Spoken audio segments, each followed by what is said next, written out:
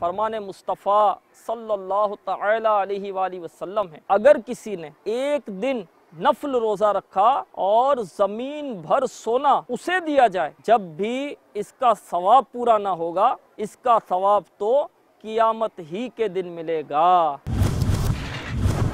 शेख तरीक़त अमीर अहले सुन्नत दामत बरकातुहुल आलिया ने माह रमज़ानुल मुबारक 1435 सिने हिजरी में नफली रोज़ों की मदनी तहरीक का आगाज़ फरमा दिया है। आप विज़िट कीजिए हमारी वेबसाइट www.madaniinamat.net। आप भी इन नफली रोज़ों की मदनी तहरीक में शामिल हो जाइए। मज़ीद मालूमात हासिल करने के लिए हमसे इस नंबर पर रब्ता कीजिए 0312592126। इस नंबर पर आप हमें अपना नाम, शहर का नाम और आप किस दर्जे में हैं, मुमताज़, बेहतर, मुनासिब, ये लिखकर हमें सेंड कर दीजिए। और दुनिया भर के इस्लामी भाई हमें इस मेल आईडी पर मेल कीजिए roza@madaniinamat.net। सल्लू अलल हबीब सल्लल्लाहु तआला अला मुहम्मद। मुझे अपनी और सारी दुनिया के लोगों की इस्लाह की